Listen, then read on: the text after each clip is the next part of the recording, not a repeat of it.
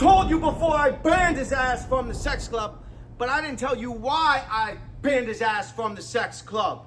People don't always act accordingly to events happening.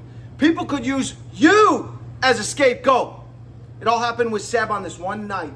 He left the club. I went to go clean his room. While I'm cleaning his room, I find a container. I open it up. It's filled with meth rocks. I take the meth, dump it in the toilet, throw the container in the garbage, and wait for Seb to come back so I can officially ban him. 2 days go by and Seb walks in. Seb, how are you? You're banned! Dom, it wasn't me. I didn't do it. It was this guy. That guy who was in that night, it's his. He's the reason. This is why and that's why, and blaming, etc., etc. I swear on my mother, I swear on my father, it wasn't me. I didn't do it. It wasn't mine. Get out, Seb. It was in your room. I swear, Dom, think about it. Think about it. Think about it. As he's backing out, leaving out of the club. I hope not to see him again.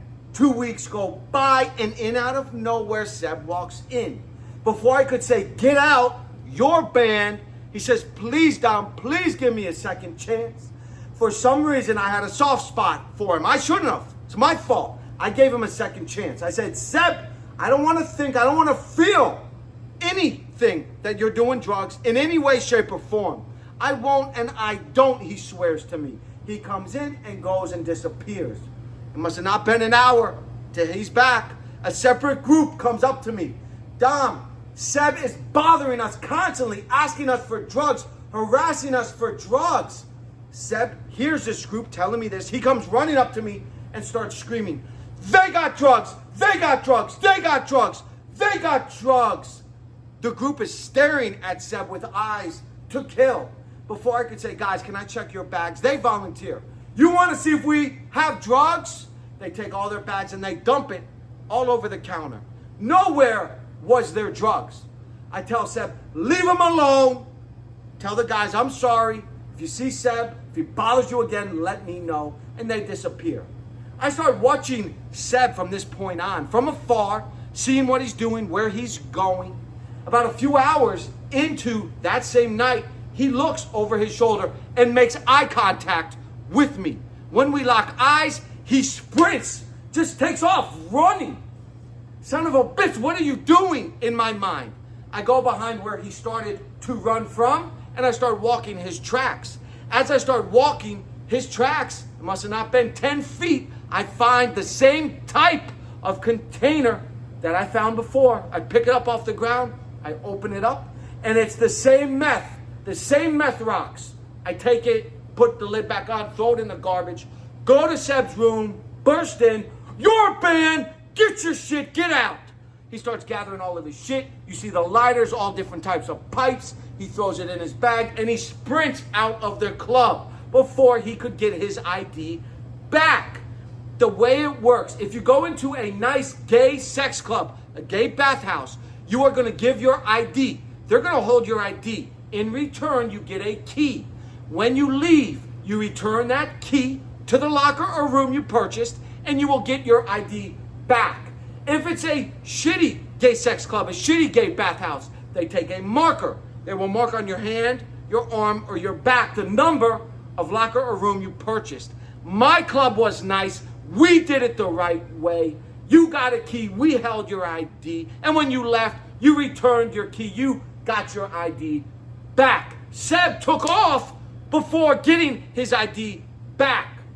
I wrote all the notes for the morning person, letting him know what took place. If Seb comes back, give him his ID. Tell him to get off the property. In the morning, Seb must have not slept, been high all night. Comes in first thing in the morning with the police on the phone, screaming, there's drugs everywhere in this club. There's drugs everywhere in this club. The police patrol car comes to the club. Luckily enough, they knew Seb. They dealt with him before. They know he's a junkie. Not me, the morning person, lets the patrol officer know what took place that night. The patrol officer tells Seb to get off the property and don't come back.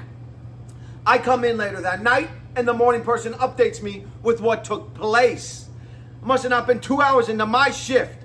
The club phone rings. It's Seb. Seb, what do you want? I'm going to tell everybody every day and call the police every day and let them know that you have drugs and there's drugs everywhere in this club if you don't give me back my ID. Seb, you can get your ID at any time. Come get it. Get the hell away from me. He hangs up the phone. Half an hour goes by. The club phone rings again. Bring me back my ID. He's screaming at me. I go outside with the ID. I'm holding it like this. He rolls his window down. I fling it in the car and he takes off. Seb would get high as a kite, and on his way down, he would drag anybody he could with him and hurt them for his own gain. I started asking a few of his friends, why did Seb do that? What's his deal? They would say, he's not my friend. He stole $3,000 from me, and he owes me this, and he stole this from me over and over. I would hear this about Seb. You got to know what someone is into. Know that they might have a separate agenda, and they might pull you in. You're minding your own business, Joe Blow, minding your own business. You get dragged in because someone's plotting and scheming to stay high and stay fucked up. That's why I think the drug addiction is the pussiest addiction. All the pussiest problems happen behind the dope problems, behind the drug addiction. We have to face the pain. Don't ever think things are what they look like. There's always a different agenda. People are always plotting and scheming. You got to know people's body language. My body language is always strong and on point, but always trying to assist with the true agenda of what we want, which is for us not to be wrecks. And that's how we should be, assisting each other, being assets for each other, instead of shitting on each other, thinking we work independently. Nobody works independently in this life. That word, self-made, is bullshit. When you ride with your people at all costs, this is what will teach you interdependency that will get you through life, working with others in one form or another to get what your optimal outcome is. This is respect. Respect is personified in the club. There is always so many problems every day. There will always be problems inside the sex club. Whether it's me and someone else, whether it's this guest and that guest, it just happens. Whether it's fights, rejection, jealousy, messes, you name it. That's what the sex club is about inside. It's about what people think they need to get what they think they got coming. Work on something you will be proud of. Work on something they can't take from you. Always pursue your vision. Imagine these big ass baby boys and their drug habits still blaming their parents on how they raised them or the shit that went on in their life. That has nothing to do with how they're acting. You're choosing to be a bitch daily. When you quit choosing to be a bitch, you could straighten out your life. This comes from a former punk ass bitch who used to be hooked on dope and all the shit known to man, decided to be accountable and say, I'm choosing to do this. I could choose not to. I only speak to help people because this is what helped me. I would be a fraudulent ass individual if I was to come out here, try to help in a manner that didn't work for me. I speak on what got me out of these situations in the manner in which I did it.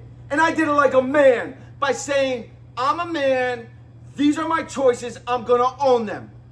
Build who you wanna be, step your game up, work for everything you want in this life. You will get everything times 10 if you act in this manner. You know, I know, let's